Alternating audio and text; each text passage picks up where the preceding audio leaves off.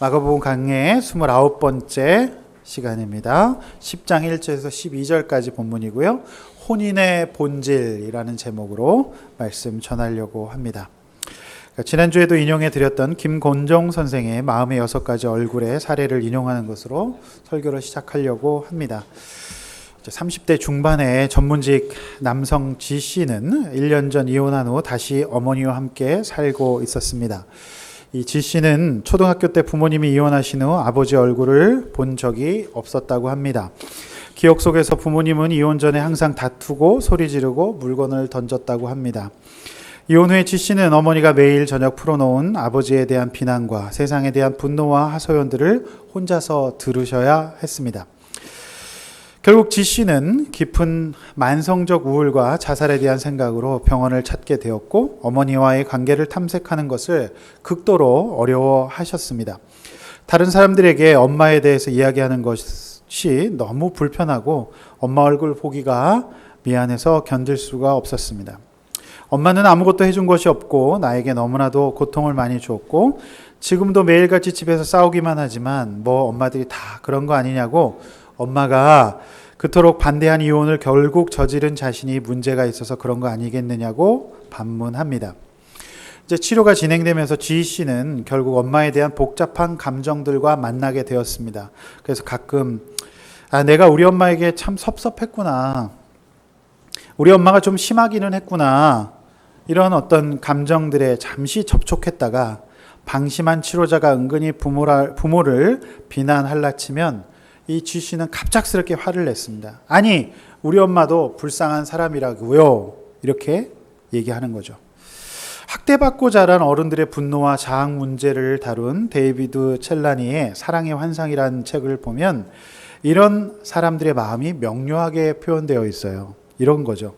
아동이 고통받는 가장 큰 상처는 근본적으로 자신의 어머니로부터 사랑받고 있지 않다고 느끼는 거다. 그렇게 아이들은 부모가 나쁘다고 생각하느니 차라리 자신이 사랑받을 만하지 못하다고 생각하는 것을 선택한다고 해요. 우리 부모는 착한 사람들이다. 내가 못났기에 사랑받지 못하는 것이다.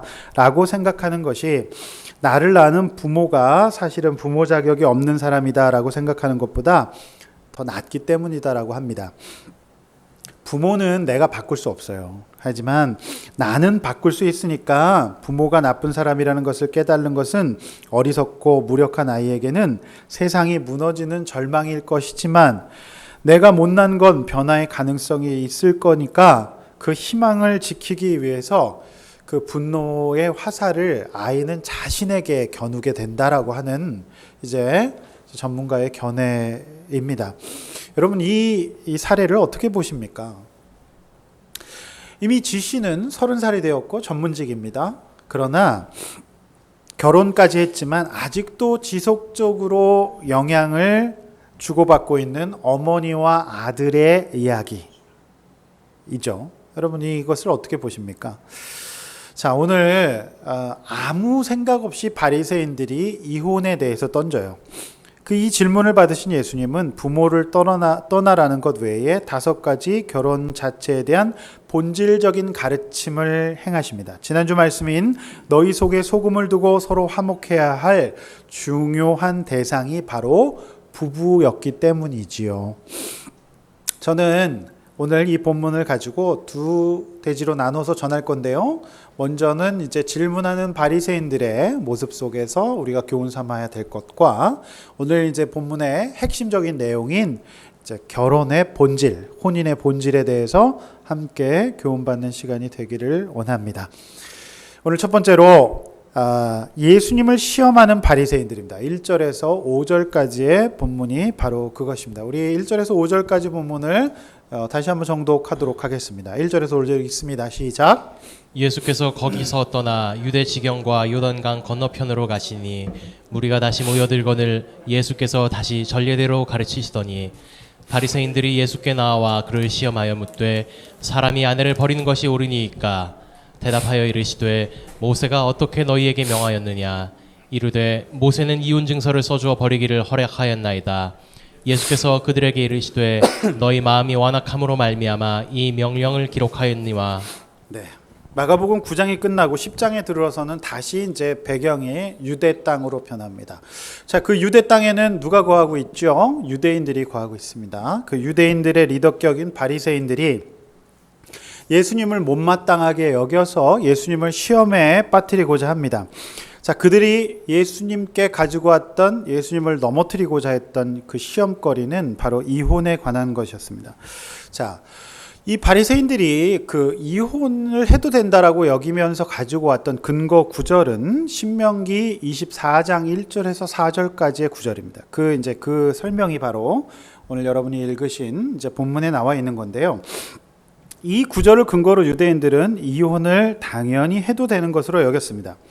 그러나 이 구절은 모세가 이혼을 함부로 하지 말고 또 이혼을 하더라도 이혼 이후의 삶을 위해서 그 상대 배우자가 합법적인 증서를 가지고 다시 삶을 시작할 수 있도록 배려하는 차원에서 증서를 써줘라, 마음대로 버리지 말아라, 그런 방어적인 차원에서 주어진 율법이었습니다. 이런 것을 보고 최고는 아니지만 최선이었다라고 표현을 하지요. 사실 신명기 24장의 해석을 놓고 당시 바리새파에는 두 가지 입장이 있었다는 것이 이제 학자들이 얘기하는 정설입니다.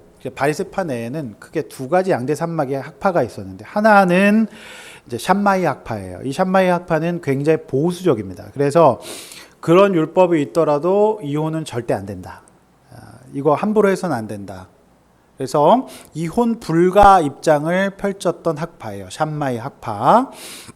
그리고 또 하나의 학파는 힐렐 학파예요. 이 힐렐 학파는 이 신명기 24장의 이혼 금지지만 그러나 증서를 써주면 가능하다라고 하는 이 규례를 어떻게 설명했냐면 굉장히 그 융통성 있게 설명했어요. 그러니까 적용했습니다. 그래서 해도 된다는 쪽으로 봤습니다. 그래서 심지어 그 힐렐 학파가 그 허용했던 그 이혼의 그 허가 그 내용들을 보면 아내가 뭐 음식을 했는데 간이 안 맞는다 그러면 이혼, 이렇게 보는 거죠. 그리고 심지어는 실제로 그 힐렐 학파는 그렇게 얘기했어요. 자기 아내보다 굉장히 아름다운 여인을 만나게 되면 이혼, 그렇게 얘기를 했어요. 그 굉장히 황당하죠. 그런데 그 힐렐 학파의 이 어떤 해석을 굉장히 많은 사람이 지지했던 것 같아요. 네. 그러니까 이제 이것을 보면 이제 알 수 있는 게 뭐냐면 이제 이 영적인 혼란 가운데 가장 먼저 오는 증상이 바로 가정이 무너지는 증상이었다. 그죠? 예수님 시대가. 그러니까 이 예수님 시대의 어떤 영적 증상과 지금의 증상이 굉장히 비슷하다라고 보여집니다. 이제 또 하나 이제 이 본문을 이제 우리가 이해하는 데 있어서 이제 배경적으로 알아둬야 될 것은 뭐냐면 왜 그들이 예수님을 넘어뜨리는 데 있어서 이제 이혼의 문제를 갖고 나왔냐는 것이 헤롯 왕과 관련이 있습니다. 그러니까 이제 우리가 이제 다루었듯이 이제 헤롯 왕이 그의 동생의 아내가 굉장히 아름다웠잖아요. 그래서 그 동생의 아내를 취합니다. 그러니까 그 동생 아내 취한 것을 보고 우리의 세례 요한이 어떻게 했죠? 당신 그렇게 하면 안 됩니다. 딱 담대하게 선포했죠. 그래서 결국 그 사건 때문에 세례 요한의 순교 사건이 일어나지 않습니까? 근데 이제 이 사건이 이제 잠잠해질만 할 때였거든요. 그런데 오늘 바리새인들이 그 사건을 또 들고 나와서 아마 이런 의도였던 거죠. 예수님께 이 얘기하면 세례 요한처럼 똑같이 안 된다라고 할 거다. 그러면 그것을 헤롯 왕에게 얘기해서 세례 요한처럼 똑같이 이제 순교의 제물로 예수님을 바치고 싶었던 거죠. 그러니까 예수님을 이제 올무에 이제 탁 넘어뜨려 가지고 똑같이 세례 요한처럼 보내고 싶은 마음이 있었던 겁니다. 그런데 예수님께서 이제 그걸 사실은 아셨죠. 이 못된 이제 이 바리새인들의 이 마음. 사실 그들이 뭐 정말 이 혼인에 대해서 이거 정말 진지하게 배우고 알려고 하는 그런 마음이 아니라 가장 예민했던 이제 그 권력자의 그 혼인 문제를 딱 들춰내 가지고 말이에요. 그래서 이제 이 예수님을 시험에 들게 하고자 했던 그 어떤 태도를 말하는 겁니다. 사실 오늘 이제 본문의 핵심적인 내용은 이제 혼인의 본질이지만 그 본질에 들어가기 전에 먼저 오늘 바리새인들의 태도를 우리가 교훈 삼지 않을 수가 없습니다. 그래서 오늘 주보 이제 순서지의 설교 노트에 보면 나와 있듯이 오늘 첫 번째 대지에서 우리가 두 가지를 교훈 삼고 넘어가야 하는데요. 첫 번째는 완악한 바리새인들의 모습을 우리가 보지 않을 수 없습니다. 자, 사람이 참 주제를 파악한다는 것이 그렇게 중요한데요. 네, 사람이 주제만 잘 파악해도 중간은 갑니다. 근데 이 바리새인들은요, 예수님 시대에 계속해서 가르쳤던 사람들 아닙니까? 그리고 존중받고 존경받았던 사람이에요. 근데 이 사람들 그걸 오래 하다 보니까 누가 가르치는 꼴을 못 보는 겁니다. 그래가지고요, 예수님이 가르치신다고 오늘 말씀하시잖아요. 1절에서 예수께서 전례대로 가르치니까 그게 이제 속이 부글부글 끓는 거죠. 그래가지고 2절에 바로 예수님께 시험을 거는 겁니다. 그러면서 마치 학생에게 시험 문제 내듯이 예수님을 시험하는 거죠. 그러니까 예수님을 그냥 보기가 싫었던 것 같아요. 그냥 가르치신 예수님 싫었고 가르치실 자는 자신인데 자신들 앞에서 누가 감히 가르치냐라는 것을 이제 갖고 있었죠. 그런 마음을. 그것을 성경은 완악함 이렇게 표현하고 있네요. 자, 완악함을 현대인의 성경은 고집이 세고 악하다라고 표현하고 있습니다. 고집이 세고 악하다. 그러나 NIV 성경은 마음이 굳어졌다 이렇게 표현하고 있어요. 이 하트가 하드해졌다. 그러니까 마음이 굉장히 단단해졌다라고 번역하고 있습니다. 자, 딱딱해졌다, 굳어졌다 무슨 뜻입니까? 자, 그야말로 말씀이 이제 뚫고 들어갈 자리가 없다는 거죠. 영적으로 정말 피해야 할 상태는 마음이 딱딱해지는 상태입니다. 오늘 예배를 드리시는 저와 여러분 모두가 이 마음이 딱딱해지고 굳어지는 상태는 면할 수 있기를 축원합니다. 이 마음이 굳어지는 게 굉장히 위험해요. 왜냐하면 딱딱해지잖아요. 말씀의 씨앗이 뿌려져도 거기에서 열매를 맺을 수가 없다라고 하는 거죠. 그러니까 심판을 자초하는 상태가 바로 이제 마음이 굳어지는 상태입니다. 여러분 이번 주 그 에스겔 11장 큐티 본문 기억하십니까? 여러분 에스겔 11장 큐티 본문 함께 한번 읽어볼까요? 앞에 보시면서 읽습니다. 시작. 내가 그들에게 한 마음을 주고 그 속에 새 영을 주며 그 몸에서 돌 같은 마음을 제거하고 살처럼 부드러운 마음을 주어 내 율례를 따르며 내 규례를 지켜 행하게 하리니 그들은 내 백성이 되고 나는 그들의 하나님이 되리라. 네, 오늘 이 이스라엘 백성, 에스겔 시대 백성의 특징의 마음이 어떻게 되었다고요? 마음이 돌같이 되었다라는 겁니다. 그래서 영적으로 혼란하고 타락한 시대의 특징은 마음이 돌같이 되어서 탁탁해져요. 그러니까 뚫고 들어갈 자리가 전혀 없는 거죠. 그래서 제가 이번 주에 이 본문을 갖고 한 청년하고 큐티를 하면서 정말 간절히 기도했습니다. 우리 청년에게 이 정말 어린아이의 살과 같은 이 마음을 허락해 달라고, 딱딱해지고 굳어진 마음을 주님께서 부드럽게 해달라고 그렇게 함께 기도했던 것이 기억이 납니다. 여러분, 그 과학의 영역은 끊임없이 의심하잖아요. 그러니까 거기에 믿음이 들어갈 틈이 없어요. 그런데 여러분, 우리 구원은 과학으로 받는 게 아니라 믿음으로 받는 거죠. 근데 우리가 영적으로 다운이 되면 제일 먼저 오는 증상이 계속 끊임없이 의심하게 돼요, 하나님을. 그래서 정말 이렇게 하는 게 맞는가? 이렇게 해서 되는가? 근데 여러분, 그 굳어지고 단단해진 마음이 오래되면 이제 우리가 구원에서 점점 더 멀어질 수도 있습니다. 오늘 우리가 여러분 읽으신 이 에스겔의 이 본문에 사람들이 딱 그랬습니다. 얼마나 마음이 굳어졌든지 금강석 같이 되었다라고 성경 말씀 표현하고 있지 않습니까? 너무 단단해졌어요. 여러분, 하나님은 오르십니다. 하나님은 틀림이 없으십니다. 내가 완악해지고 굳어졌을 뿐이죠. 그래서 저들 바리새인들처럼 타락한 이스라엘 백성들처럼 완고하고 단단해진 마음 고쳐달라고 주님 앞에 기도하는 오늘 주일이 될 수 있길 원합니다. 그래서 뭔가 뚫고 들어가고 움직여질 수 있기를 원합니다.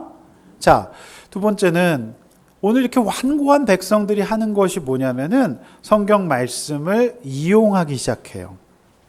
자, 이번 주에 제가 개인적으로 잘 아는 어느 목사님의 설교를 들었어요. 그런데 그 목사님께서 어떤 심리적인 증상을 설명하시는데 제가 볼 때 그 증상은 정확히 그 목사님께 있는 증상이었습니다. 그러나 본인에게 적용할 생각은 전혀 안 하시고 자신에게 그런 문제는 전혀 없고 온전히 다른 사람들의 문제로 설교하는 것을 보면서 정말 개인적으로 굉장히 충격을 받았습니다.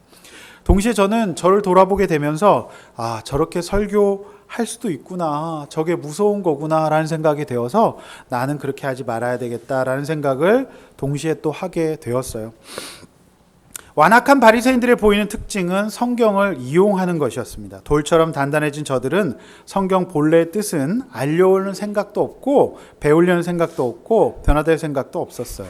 그러니까 본인이 원하는 뜻에 성경을 맞추기 시작합니다. 자, 모세가 말한 신명기 24장에서는 이혼 증서가 나와요. 왜 이혼 증서가 나옵니까? 그냥 말로 끝내는 게 결혼이 아니라는 겁니다. 그러니까 가볍게 말로 감정적으로 할 일이 아니라는 거죠. 까다로운 절차를 밟으라는 겁니다. 그 당시에 문서로 하는 게 쉬운 일입니까? 자, 모세 본래 뜻은 이혼은 안 되지만 어쩔 수 없는 차선책으로 만들어 놓은 보완적 제도인 것이지 이 본문을 근거로 마음대로 이혼하라는 뜻으로 받아들이면 안 되는 것이라고 말씀드렸죠. 그것이 바로 예수님께서 말씀하신 5절 말씀의 뜻입니다. 그러나 바리새인들은 이 본문을 근거로 특별히 바리새인들의 힐렐 학파는 마구잡이식 이혼을 권했고 많은 사람들이 이 주장을 받아 가정을 깨트렸다라고 하는 것이죠. 사람이라는 것이 참 악한 게요. 하나님의 말씀을 들을 때 자신이 듣고 싶은 것만 들어요. 이게 이제 완고해진 증상입니다. 정말 하나님의 뜻이 무엇인지를 알고 싶어 하기보다는 자신이 듣고 싶은 것만 듣습니다. 그래서는 안 되죠. 제가 에스겔서를 묵상하면서 특별히 수요일 날 제가 말씀 전했지만 참 에스겔은 듣기 힘든 말씀을 들었어요. 그러니까 본인의 피를 갈아내는 작업이었다고 저는 보여집니다. 평생 동안 어려서부터 몸에 삭도를 대지 않는 레위인이었어요. 그거는 제가 볼 때는 오늘 한 대한민국 중학생의 머리는 전부 다 바가지 머리거든요. 그러니까 악착같이 그 예쁜 이마들을 가려요. 왜 그러는지 모르겠어요. 깎으라 그러면 거의 죽을라 그래요. 그걸 순교라고 생각하나 봐요, 걔네들은. 마치 걔네들에게 머리를 짧게 자르고 이마를 드러내라는 것과 똑같은 것 같아요. 악착같이 안 그래요. 아까 이제 중고등 베베들이 이러는데 그래도 한 놈이 오늘은 굉장히 머리를 많이 잘랐어요. 근데 두 놈 다 여전히 예쁜 이마는 완전히 가려주고 있어요. 여기 무슨 성소가 있나 봐. 다 가려 이렇게. 그러니까 이제 특별히 그 에스겔에게 있어서 그 머리를 깎고 수염을 민다는 거는 한 번도 안 해본 거 어려서부터. 특별히 그리고 그에게 있어서 그 어떤 그 인분이라고 하는 거는요 너무 정결하지 않은 거라. 그리고 먹어보지 않은 음식들이 여러 가지 곡식들을 다 섞어갖고 막 만들잖아요. 그거는 상상치 못하는 겁니다. 근데 에스겔이 그걸 하라고 하잖아요. 그러니까 제가 참 은혜 받은 건 뭐냐면 에스겔이 참 해보지 않은 일인데 참 그에게 있어서 피를 바꾸는 것과 같은 그런 적용일 텐데 그의 고귀한 태도는 듣고 싶지 않은 말씀이었지만 그가 드러내고 있어요. 그런데 참 건강하다 싶은 게 정말 하나님 이건 아니잖아요 싶은 것이 있었어요. 그게 바로 인분이에요. 그러니까 나는 정말 그 인분을 가까이 하는 것도 너무 힘든데 그걸로 밥을 해 먹으라 그래요.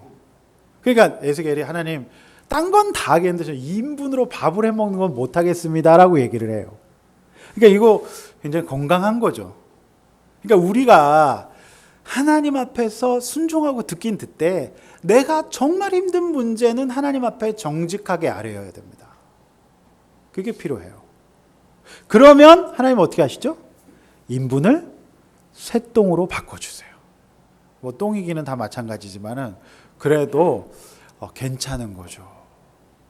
이게 이제 에스겔의 고귀한 전 태도라고 봐요. 그러니까 에스겔의 눈물의 선지자가 된 것은 그에게 있어서 듣고 싶은 것만 듣고 하고 싶지 않은 일은 하지 않는 완고함이 별로 보이지 않는다는 겁니다. 지금까지 이제 묵상한 에스겔에 의하면은. 근데 이제 바리새인들은 똑같은 제사장 역할을 하고 막 이제 자기네를 영적 리더라고 생각했지만 그들은 어땠어요? 완고함, 하드해진 마음을 갖고 절대로 들을 생각을 하지 않고 내려놓고 변화될 생각이 없었다라고 하는 것입니다.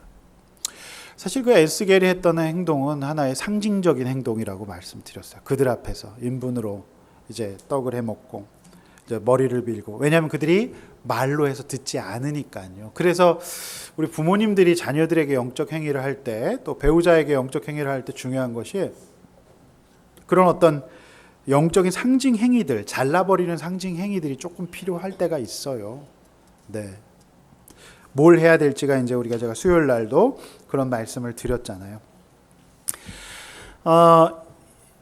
이 친구들은 제가 봤을 때는 이 힐레락파를 따라서 많은 바리새인들이 아내를 마구 바꿨을 가능성이 많습니다. 네. 그렇지 않았겠습니까? 음식 못한다고, 더 예쁘다고. 그러니까 이제 제가 일례를 구체적으로 못 들지만은 많은 그 율법의 조항들, 그 당시 문헌들을 보면 정말 말도 되지 않는 것들로 많은 사람들이 과부가 됐어요. 이게 말이 되지 않는 거죠. 여러분, 이런 어떤 그 바리새인들의 강팍한 태도, 이것이 과연 누구의 모습일까? 굳어져 버린, 풀어져 있지 않고 정말 어린아이의 마음 같은 그 마음이 저와 여러분에게 있는, 또 회복되는 그런 주일이 되시기를 축원합니다. 아멘.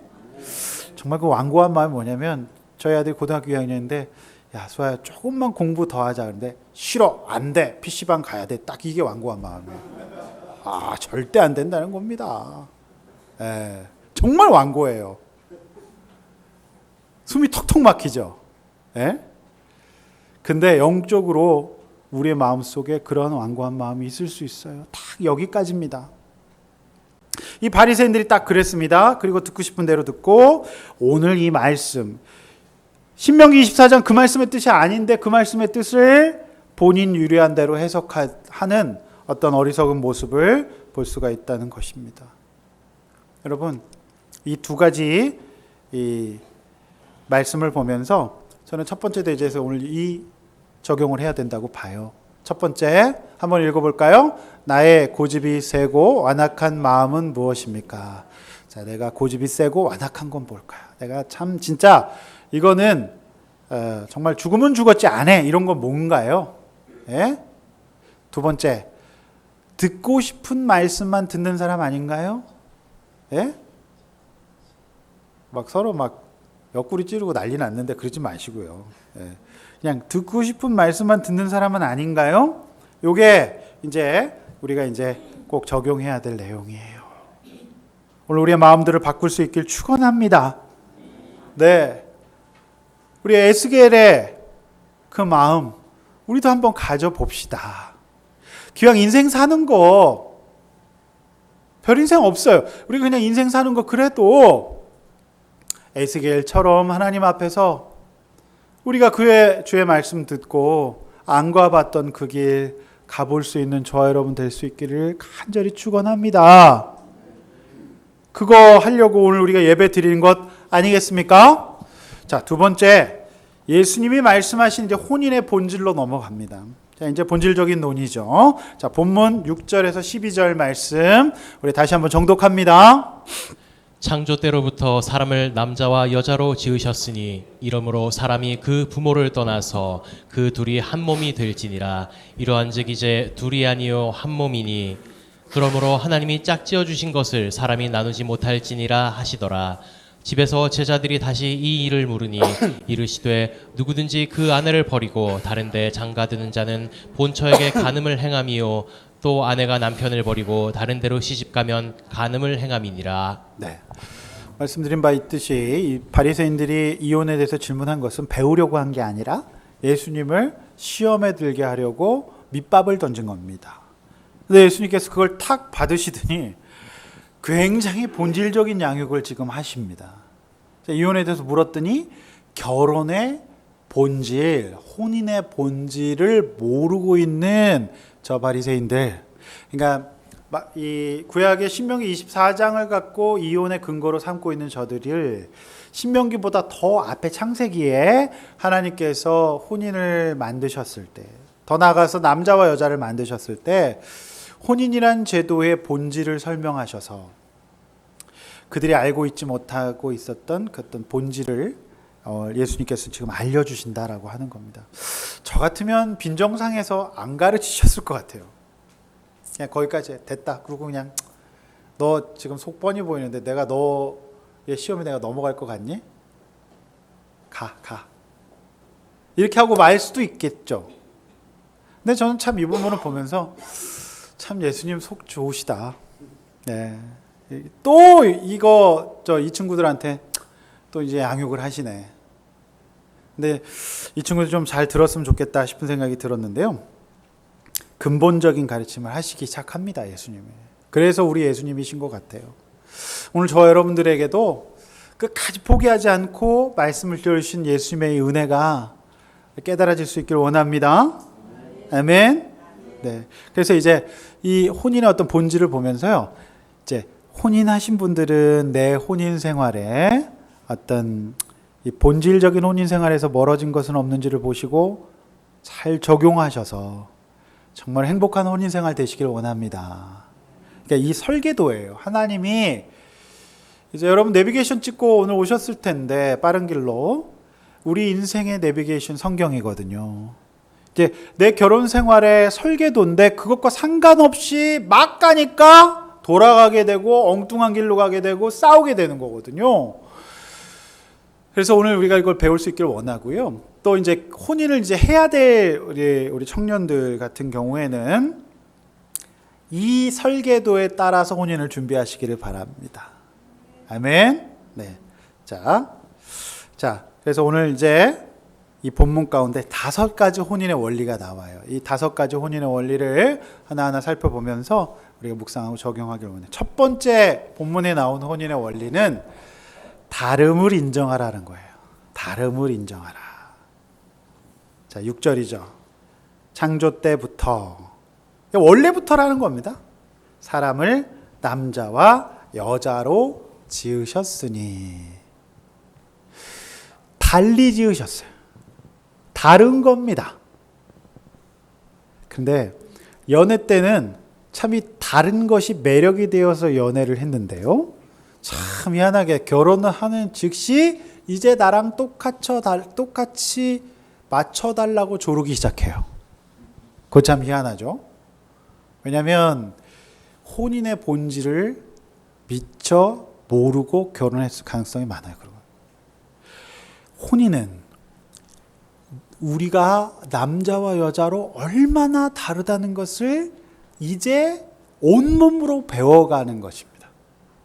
당신과 내가 다르다는 것을 삶의 다양한 케이스를 통해서 배워가는 시기로 받아들이시길 바랍니다.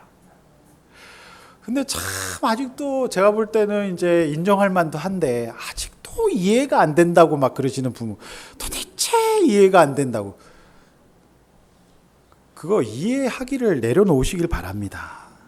그냥 다른 거예요. 어떻게 십자 드라이버와 일자 드라이버가 같습니까?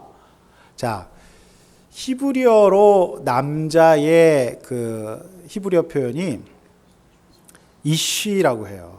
그 다음에 여자는 뭐라고 아십니까? 이샤라고 해요. 그래서 제가 신학교 다닐 때 히브리어 배울 때 이쉬 하면서 이쉬 막 그래서 제가 이제 그 외웠던 기억이 나거든요. 발음도 다르고 그 다음에 저 성경을 이렇게 잘 알다시피 남자는 재료가 흙이에요. 그래서 남자는 기본적으로 잘 무너지는 특징이 있습니다. 그리고 기본적으로 흙이니까 조금 더럽고 냄새가 나요. 네, 그렇죠. 남자들 여러분 그 수컷의 방에 들어가 보십시오. 기본적으로 그 수컷의 냄새가 나요. 근데 여자들은 흙이 재료가 아니라 남자의 갈비뼈를 취해가고 뼈로 지었기 때문에 여자들은 일단 깔끔합니다. 깨끗해요. 냄새 같은 건 나지 않습니다. 그래서 달라도 굉장히 다른 거예요. 그래서 오늘 많은 사람들이 이혼의 사유를 이제 성격 차이라고 얘기하지 않습니까? 참 그건 말도 되지 않는 거예요. 다른 것이라고 얘기하거든요. 다른 거예요. 근데 다르기 때문에 이혼한다? 이런 넌센스가 어디 있습니까? 여러분, 만약에 우리가 다 같은 사람들하고 결혼한다고 쳐보십시오. 이게 박수홍이라고 하는 이제 결혼하고 이 연애 전문 강사님 계세요. 박수홍 장로님. 그분이 책에 보면 이런 게 나와요. 만약에 세상 모든 사람들이 성격이 똑같은 사람들끼리 결혼한다면 무엇이 이혼 사유 1위가 될 것인가? 그러면 아마도 성격 동일이 이혼 사유 1위가 될 것이다. 그렇게 얘기했어요. 이혼해! 왜? 성격이 동일해. 그래갖고 안 된다는 거죠. 여러분, 이제 다른 것이에요. 이게, 그래서 우리는 다른 것을 통해서 우리는 성숙을 이루어 가는 거예요. 만약에 같다면 우리가 뭘 배울 수 있겠습니까? 따라서 우리가 다르다는 것을 인정해야 됩니다. 근데 여기에는 이제 약간 좀 여러분들이 디테일이 있어요. 이제 다르다는 걸 인정할 때는 먼저 내가 갖고 있는 고유의 어떤 나만의 다름을 일단 내가 인정해야 돼요. 그러니까 이런 거죠. 내가 갖고 있는 내 어떤 고유한 특징, 내 배우자와 다르다는 것을 내가 내 스스로 인정하지 않은 채 무조건 상대에게 막 맞추는 사람들이 있어요. 여러분, 그런 사람들은요, 인간의 정신 에너지가 그렇게 많지 않아요. 결국엔 탈이 납니다. 그래서 일단 다르면 상대를 다르다라고 인정하는 것도 있지만 일단 내가 갖고 있는 배우자의 다름을 내 스스로 일단 존중할 줄 알아야 돼요. 그래서 이제 우리가 수련회 가서 MBTI 워크샵 할 거거든요. 그 MBTI 워크샵의 첫 번째 목적이 나를 아는 거예요. 그리고 내 배우자와 내 가족, 내 자녀를 아는 겁니다. 그래서 나를 일단 안다는 거, 그러니까 다름을 안다는 거는 나를 아는 것을 의미하고, 그 다음에 다른 사람, 내 배우자가 다르다는 것을 또 인정한다라고 하는 겁니다. 근데 이제 이 부분이 약간 또 디테일은 영적인 부분은 조금 또 달라요. 우리가 내 배우자가 뭐 다른 우상을 믿고 있고 다른 걸 믿고 있는데 다르다는 거 그냥 인정하면 됩니까? 안 됩니까? 안 되죠. 자, 그 부분은 조금 싸워주셔야 될 부분이 있어요. 그래서 한 부분을 같이 바라보는 거. 제가 얘기하는 건 뭐예요? 성격이나 성품 같은 것들을 얘기하는 거죠. 영적으로 한 부분을 바라보는 것에 있어서는 조금 좀 투쟁을 해 주셔야 됩니다. 자, 다르다. 두 번째, 결혼의 혼인의 본질. 굉장히 중요한 부분인데요. 부모를 떠나라라고 하는 겁니다. 네. 여기 이제 우리 부모님들 계셔가지고 굉장히 제가 말씀 전하기도 민망합니다만은, 이제 여기서 부모를 떠나라는 거는 부모를 무시하거나 뭐 부모님을 뭐 이렇게 섬기지 말아라 그런 뜻이 아니에요. 외면하라는 뜻이 아니라 여기서 부모를 떠나라는 것은 뭐냐면 부모님으로부터 정서적, 사회적 독립이 된 상태를 의미합니다. 건강하게. 예. 독립된 상태를 말해요. 제가 서론에서 얘기했던 그런 상태, 그거는 독립이 된 게 아니지 않습니까? 성인이 되었음에도 불구하고. 그러나 많은 부모님들이 자녀를 놓지 않고 있는 경우가 많아요. 자, 혼인이라고 하는 것은 이제 내 자녀를 정서적으로, 사회적으로 떠나보내는 겁니다. 물론 내가 혼인시키기 전까지, 내가 내 품에서 내 자녀를 기르고 있기까지는 그 자녀를 잘 양육해야 됩니다. 그런데 이제 내가 혼인시키고 나면 그 자녀를 이제 잘 떠나 보내셔야 합니다. 사실 저도 이제 30살에 결혼하고서도 한동안 사실 그게 잘 안 되더라고요. 그래서 제가 근데 어느 순간 제가 그거를 했어요.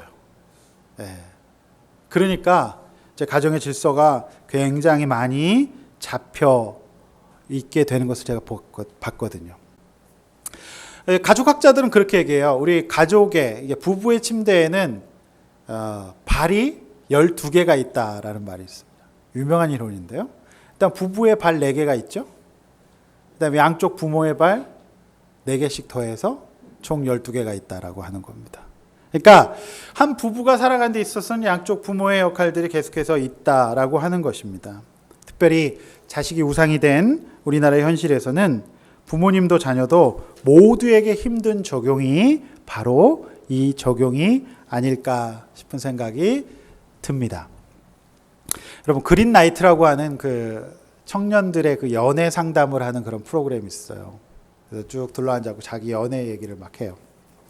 근데 이제 어떤 어머니가 무능했던 남편 때문에 고생을 많이 하셨나 봐요. 그래서 이 어머니가 그냥 딸 하나를 애지중지 키웠어요. 그래서 예쁘고 공부 잘하는 아이로 키워서 이제 이 딸을 이제 교사로 만들었다고 해요. 이제 때가 되어서 딸이 또 불행히도 딸이 굉장히 또 예뻤어요. 그래서 연애를 시작합니다. 그러나 때마다 어머니가 개입해서 그 딸의 남자친구의 직장과 배경, 집안을 따져가면서 그 어머니의 기준에 미달하면 사랑하는 사이에도 불구하고 기어코 헤어지게 만들었어요.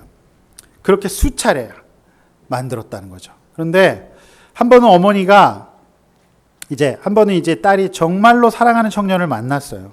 근데 이 청년이 직장이 변변하지 못하다는 이유로 어머니가 청년에게 매일 전화하고 그래도 안 되니까 이 청년의 직장에 어머니가 찾아가서 행패를 부렸어요. 그러면서 이제 이 딸이 너무 힘들어가지고 딸이 이제 금식을 하다가 쓰러져요. 그러니까 병원에 입원하니까 일단 딸을 살려야 되니까 이제 어머니가 이제 그 남자친구에게 좋다. 일단 3개월만 사겨라. 그리고 3개월 후에는 네가 우리 딸을 버리는 걸로 해라. 이렇게 이제 시킵니다. 어머니는 늘 이렇게 얘기해요. 그 어머니는 내가 너를 어떻게 키웠는데 내 꼴 나고 싶니? 결혼만 잘하면 되는데 하면서 막 울어요. 근데 그 드라마에서는 이제 그 딸이 짐을 싸서 집을 나가는 것까지만 제가 봤습니다. 그 이유는 어떻게 됐는지 몰라요. 여러분, 이 가정을 어떻게 보세요? 여러분, 어머니도 딸을 시집갈 때가 돼서 시집을 가면 떠나보내야 되고 딸도 어머니를 건강하게 분리하는 게 맞지 않겠습니까? 근데 그게 안 되는 거예요. 그게 모두가 사는 거예요. 여러분의 결혼 생활에 있어서 적어도 결혼하신 분이라고 한다면 가장 우선순위가 무엇인지를 잘 한번 생각해 보시기를 바랍니다. 세 번째, 한 몸이 되어야 합니다. 한 몸이 되어야 된다.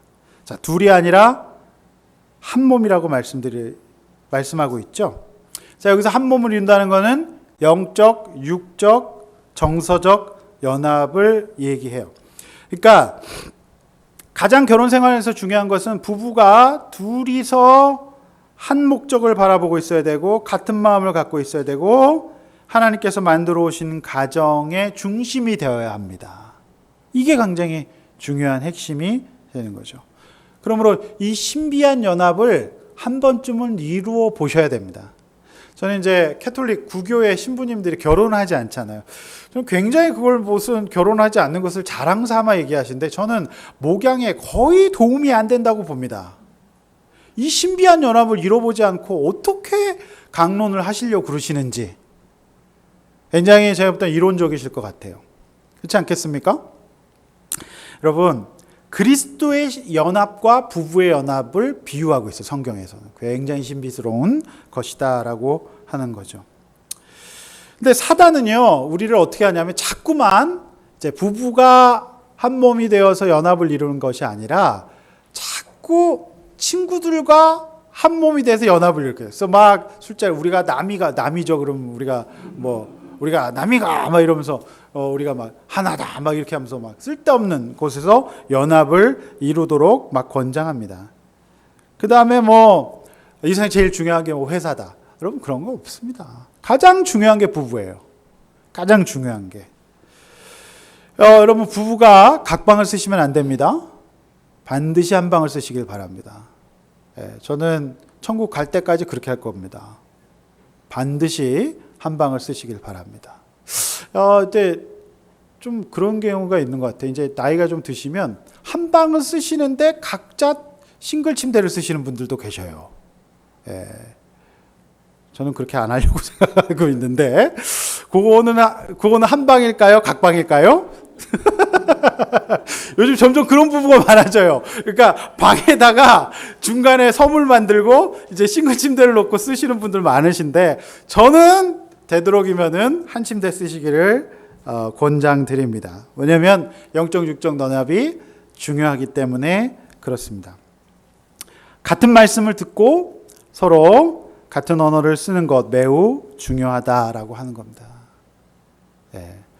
마지막 네 번째, 마지막은 아니죠. 하나님이 짝지어 주셔야 됩니다. 위에서 말한 이제 혼인의 모든 원리가 하나님 앞에서 행해졌을 때 의미가 있어요.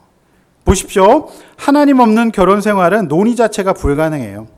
복음 없는 곳에, 소금이 없는 곳에는요, 자신의 이기심과 본능만이 남기 때문에 다름 인정하지 않아요. 네가 나한테 맞춰라 이렇게 되죠.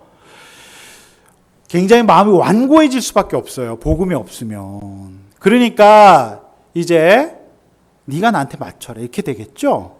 그러니까 이제 이 하나님이 짝지어 주지 않으면, 하나님이 개입해 주지 않은 결혼 생활 자체는 힘들 수밖에 없어요.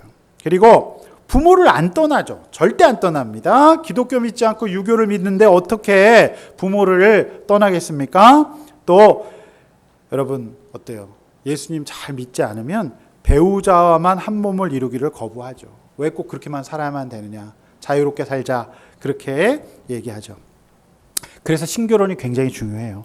하나님께서 짝지어 주시는 인도를 받으시기를 원합니다. 그래도 힘든 것이 결혼 생활이에요. 그래서 우리 결혼을 아직 안 하신 청년들은 잘 준비 과정 가운데 하나님 인도받아서 잘 할 수 있기를 원합니다. 또 하나님께서 이제 짝지어 주신 것으로 믿고 그 믿음으로 결혼 생활 잘 할 수 있기를 원합니다. 아멘. 자, 마지막으로 다섯 번째, 하나님께서 짝지어 주신 것을 사람이 나눌 수 없다는 것을 믿으셔야 됩니다. 그게 이제 11절, 12절의 말씀이에요. 자, 지금 주어진 생활에 믿음을 가지고 인내하면서 최선을 다해야 된다는 말씀으로 보셔야 되겠죠. 자, 저는 이제 지난주에 제가 전했던 마가복음 9장 50절 말씀 굉장히 중요한 말씀이라고 생각합니다. 오늘 예수님께서 오늘 이 혼인 말씀을 이렇게 길게 하신 이유가 저는 여기에 있다고 봅니다. 자, 9장 50절 말씀 다시 한번 읽어볼게요. 시작. 소금은 좋은 것이로되 만일 소금이 그 맛을 잃으면 무엇으로 이를 짜게 하리요? 너희 속에 소금을 두고 서로 화목하라 하시니라. 자, 오늘 예수님께서 오늘 이 말씀을 하신 이유는 제자 공동체 굉장히 중요하지만 제자 공동체의 가정도 중요했기 때문에 예수님께서 오늘 이 말씀을 하셨다고 저는 봅니다. 우리가 소금을 두고 서로 어린아이처럼 잘 섬겨서 하나님 앞에 깨어 있어야 될 중요한 대상이 바로 우리의 가정이다라고 하는 겁니다. 여러분, 우리가 살다 보면 이혼하고 싶고 이혼할 만한 이유가 있다고 하더라도 하나님께서 만드신 혼인이라는 제도 자체가 존귀하기 때문에 우리의 결혼 생활에서 제자들이 가졌던 누가 크냐 대접받고자 했던 그 마음을 가지고 다툴 것이 아니라, 우리가 살다 보면 우리가 영적으로 마음이 완고해지면 여전히 그만 살고 싶고 그만 나누고 싶은 어떤 결혼 생활에 말씀의 소금을 뿌리면서 내 가족, 내 배우자를 어린아이를 섬기듯 하며 화목을 이루라라고 하는 것입니다. 그 중요한 대상이 바로 우리의 가족이라는 것이죠. 여러분, 이미 불신결혼했거나 또는 이혼을 했거나 또는 재혼을 했다면 어떻게 해야 될까요? 저는 오늘 본문에 의하면 지금 내가 하나님께서 짝지어 주신 것을 충분히 확인하지 못하고 결혼했을지라도 내가 지금 예수님의 제자로 이 말씀을 들었다면 지금 주어진 생활에 충실하는 것이라고 저는 믿습니다. 아멘. 한 어린아이 같은 자를 섬기며 다른 생각을 하지 말아야 해요. 그것은요, 사랑도 아니고 로맨스도 아니고 그냥 죄예요. 죄밖에 안 됩니다. 자, 예수님의 제자가 되었다면 내가 부모로부터 받은 내 중심의 사고를 과감하게 잘라내어 버리면서 화목을 이루시기를 축원합니다. 자, 바로 이 말씀이 하나님이 짝지어 주신 것을 사람이 나누지 못한다라고 하는 말씀의 뜻이 되겠습니다. 여러분, 이 5가지 혼인의 본질 중에 여러분이 적용하셔야 될 것은 무엇일까요? 여러분, 이 5가지 혼인의 원리가 여러분의 가정과 여러분 부부 생활에서 적용되지 못하면 반드시 마음이 완고해집니다. 자녀 양육하는 문제에 있어서도 부부가 한 몸이 돼야 돼요. 자, 그게 먼저예요. 그게 안 되잖아요. 반드시 자녀는 더 방황하게 되어 있습니다. 자녀를 잡는 것보다 더 중요한 게 뭘까요? 부부가 한 마음과 한 뜻이 되는 거예요. 제가 많은 이제 청소년 사역을 하다 보면 많은 부모님들이 그게 안 된 상태에서 자녀를 훈육하기를 원해요. 절대 잡히지 않습니다. 그래서 먼저 한 마음 한 뜻이 되는 게 그렇게 중요하다라고 하는 겁니다. 자, 오늘 이거 한번 나눠보기를 원합니다. 예수님께서 말씀하신 5가지 혼인의 원리 중에서 가장 회복돼야 될 것은 무엇일까요, 여러분? 여러분 인생 가운데 여러분의 어떤 결혼 생활에서 빨리 회복돼야 될 이 혼인의 중요한 원리가 무엇인지를 한번 보시기를 바랍니다. 잘 한번 나눠보시기를 바랍니다. 자, 이제 말씀은 이제 결론으로 들어갑니다. 자, 전문가들은 이렇게 얘기합니다. 자, 감정이라는 것은 처음부터 타인과의 관계를 통해서 형성되고 만들어진 것이기 때문에 자, 이를 바꾸기 위해서는 또 다른 관계가 필요하다고 말해요. 자, 감정을 담당하는 뇌는요, 상당 부분 우리가 말을 배우기 이전 생후 3년 동안 형성된 것이라서 스스로 혼자서 내가 긍정적이 되자, 상처받지 말자, 조금 더 당당해지자 이런 명령들을 내가 스스로 하는 것은 내 감정을 담당하는 뇌를 바꾸는데 크게 도움이 되지 않는다고 합니다. 생후 3년 동안 우리 뇌가 환경과의 관계 속에서 어떻게 발달하는가를 집중적으로 연구한 뇌과학자 앨런 쇼라고 하는 사람이 있어요. 뇌과학 가운데서 뇌 감정 문제를 이제 담당하는 그 뇌를 연구한 이제 뇌과학자 앨런 쇼가 이런 얘기를 했습니다. 같이 한번 읽어볼까요? 앞에 보시면서 시작. 인간의 뇌에는 타인만이 수리할 수 있는 약점이 있다. 굉장히 인상적인 말이죠. 여러분, 저와 여러분의 뇌는요, 타인만이 수리할 수 있는 약점이 있어요. 우리의 뇌를요, 우리의 뇌 가운데 우리의 감정을 담당한 우리의 뇌는요, 내 스스로 절대로 수리할 수가 없어요. 그거 참 희한하죠. 이건 과학이에요. 내 스스로 내가 긍정적이 되자, 기뻐하자, 잘 살자, 하지 말아야, 이거 절대로 안 됩니다. 안 돼요. 여러분, 이건 과학이에요. 모든 그 과학자들이 얘기하는 게 뭐냐면 뇌의 감정을 담당하는 이 문제는 스스로 치료할 수 있는 회로가 없어요. 그건 반드시 관계 가운데 형성된 거기 때문에 또 다른 관계를 통해서 치료된다라는 거예요. 그건 과학이에요. 그거 참 희한하죠? 또 잘 보십시오. 많은 사람들이요, 이 결혼 생활하다가 관계 상처를 받잖아요. 그러면 선택하는 게 헤어지는 거예요. 해결이 될까요? 안 될까요? 안 돼요. 절대로 되지 않습니다. 그러니까 에스겔처럼 정말 듣기 힘든 말씀을 들었걸랑 하나님, 제가 이 부분은 진짜 힘들어요 라고 호소하는 게 맞아요. 왜냐하면 이 뇌는 내 스스로 이게 수리할 수 있는 기능이 없어요. 왜냐하면 감정이라고 하는 뇌의 부분을 담당하는 것은요, 관계를 통해서 생후 3년 동안 형성이 되기 때문에 이 초기의 부모와의 애착 관계가 굉장히 중요하다라고 하는 거죠. 그래서 우리가 이제라도 해야 될 것은 무엇일까요? 기를 쓰고 어떤 치료적인 관계 필요하고요.